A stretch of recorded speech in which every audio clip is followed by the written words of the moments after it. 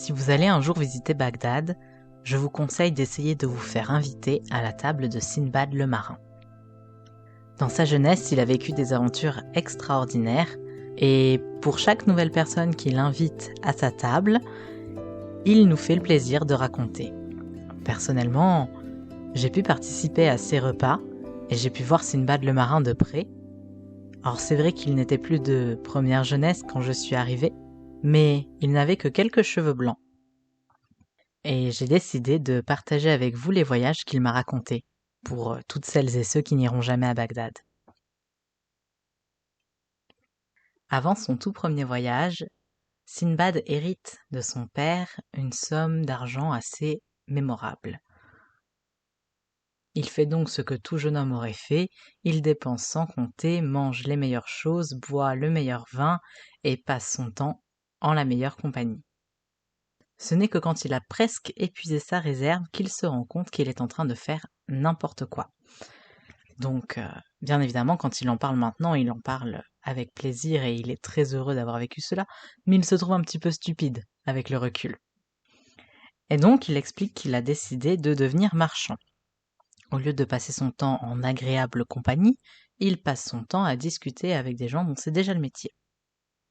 Et puis, il économise ses sous, il fait des efforts, il apprend, et un jour, il se sent prêt à prendre la mer. Il monte donc sur un navire avec d'autres marchands et il a dessus des paquets de tout ce qu'il a pu acheter à Bagdad et qu'il voudra échanger plus loin. La première partie de ce voyage se passe très bien. Il va dans plusieurs îles où il échange ses marchandises contre d'autres et fait un bon profit. Il est très très fier d'avoir appris vite le métier de marchand. Et un jour qu'ils sont encore en route, le capitaine décide de faire une halte sur une petite île pour que tout le monde puisse se dégourdir les jambes. Alors, tout le monde en profite, bien sûr, les marchands ne sont pas marins, ils sont très contents du coup de pouvoir mettre le pied par terre, et Sinbad aussi descend. Certains marchands commencent même à faire bouillir de l'eau dans un grand baquet en bois pour pouvoir nettoyer leurs vêtements, parce que c'est vrai qu'ils n'ont pas souvent l'occasion de faire une lessive, donc ils en profitent. Il y en a d'autres qui mangent, d'autres qui boivent, d'autres qui fument, d'autres qui se reposent simplement, et on pourrait se dire que tout va bien et qu'il s'agit là d'une petite pause bien méritée. Sauf que, à un moment, l'île se met à trembler. Et le capitaine, en voyant cela, hurle immédiatement. « Vite, vite, remontez sur le bateau, vous allez tous mourir !» Car l'île sur laquelle Sinbad et ses amis marchands se sont arrêtés, est en fait un immense poisson qui, en sentant qu'on lui galopait sur le dos, commence à s'enfoncer dans la mer. Or, bien évidemment, dans un grand mouvement de panique, tous les marchands vont vers le bateau, et Sinbad aussi, mais le poisson s'enfonce, et certains marchands n'arrivent pas à atteindre le bateau. Sinbad non plus.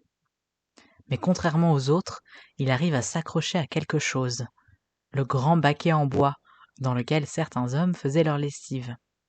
Il s'y accroche comme il peut, et il tient très fort, jusqu'à ce que le poisson ait disparu. Là, enfin, quand les vagues se sont calmées, le bateau est beaucoup trop loin pour pouvoir le voir. Alors il reste accroché à son petit radeau.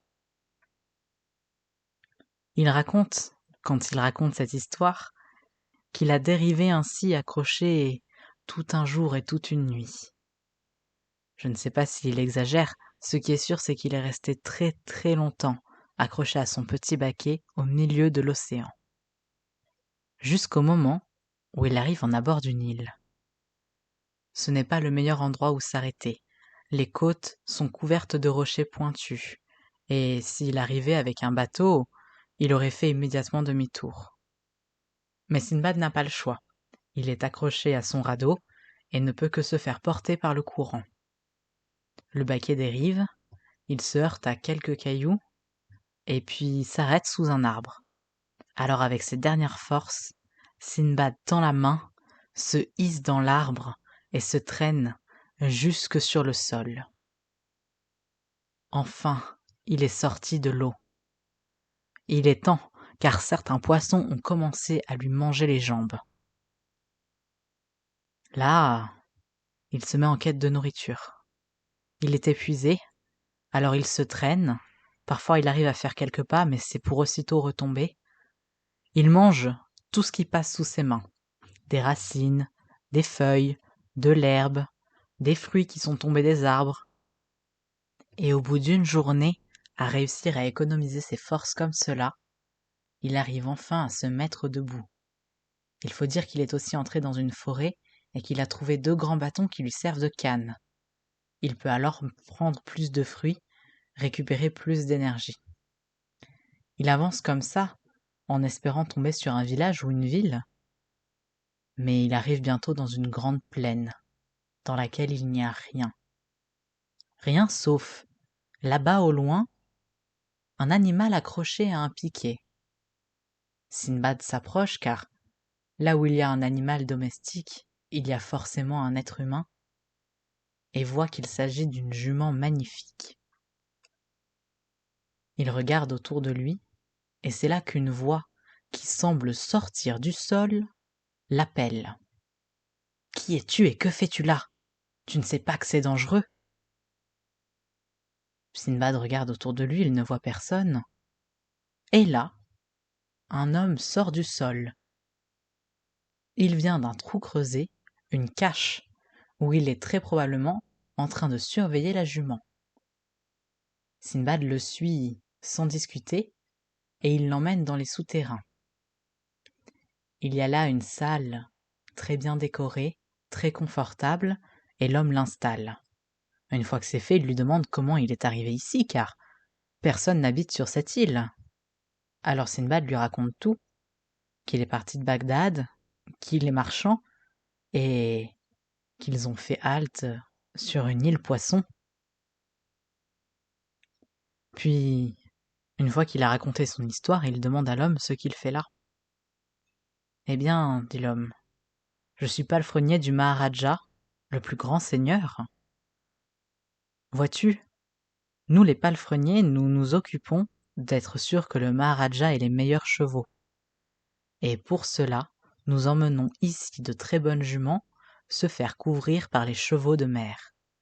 Là, nous attendons qu'ils sortent de l'océan. Une fois qu'ils ont fait leur affaire, les étalons tentent d'amener les juments avec eux. Mais comme elles sont attachées et qu'elles ne peuvent pas les suivre, bien, ils essayent de les tuer. C'est là qu'avec mes compagnons, nous sortons de nos cachettes, et puis nous les faisons fuir. » Après avoir expliqué tout cela, l'homme dit à Sinbad qu'il a eu de la chance, car les chevaux de mer vont sortir aujourd'hui, et que s'il était arrivé à peine plus tard, il n'aurait trouvé personne. Sinbad trouve cette histoire absolument extraordinaire. Alors il attend avec l'homme, et il voit sortir les étalons des mers. L'un d'eux vient couvrir la jument qui est juste à côté, et les autres s'éloignent, sûrement vers d'autres juments. Puis, comme l'homme l'avait dit, en voyant qu'il ne peut pas emmener la jument avec lui, l'étalon essaye de la tuer. C'est à ce moment-là que l'homme sort de sa fosse et se met à hurler en agitant les bras et en faisant du bruit. L'étalon s'enfuit bien sûr, et Sinbad voit revenir vers eux plusieurs autres palefreniers avec d'autres juments. Les palefreniers l'emmènent voir le Maharaja pour qu'il lui raconte son histoire, et le Maharaja décide d'offrir l'hospitalité à Sinbad. En effet, là où il vit, il y a beaucoup de marchands qui vont, qui viennent, et il est friand d'entendre des histoires d'autres mondes, d'autres pays. Sinbad aussi apprend beaucoup de choses. On lui parle de poissons immenses avec des têtes de chouettes. On lui parle de poissons si grands qu'ils doivent être cousins de celui qui lui a servi d'île. Et puis, très régulièrement, il reste au port et il s'occupe pour le Maharaja de répertorier les marchandises qui arrivent en ville. Ainsi, il le remercie de le loger et de le nourrir, et il peut discuter avec les marchands qui viennent d'ailleurs, en attendant et en espérant qu'un jour il en viendra de Bagdad. Et un jour, cela arrive. Un bateau de chez lui vient jeter l'ancre dans le port. Alors Sinbad s'approche, et il note toutes les marchandises, puis le capitaine vient le voir. Nous avons là, dit-il, des ballots de marchandises d'un marin que nous avons perdu en mer.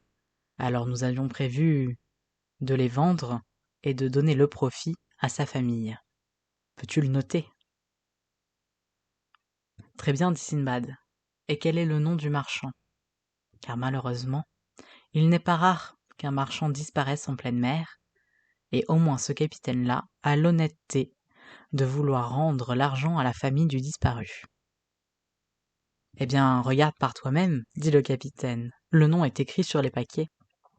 Alors Sinbad se penche, et il voit écrit d'une belle écriture « Propriété de Sinbad le marin sur tous les paquets ». Eh bien, rit-il, comme tu tombes bien, c'est moi, Sinbad le marin. Alors le capitaine se fâche.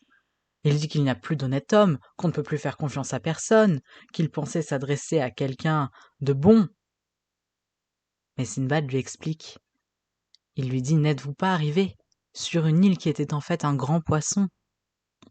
C'est vrai, dit le capitaine. Et il y avait sur cette île certains marchands qui ont décidé de faire une lessive dans un grand baquet d'eau chaude. C'est bien vrai, dit le capitaine.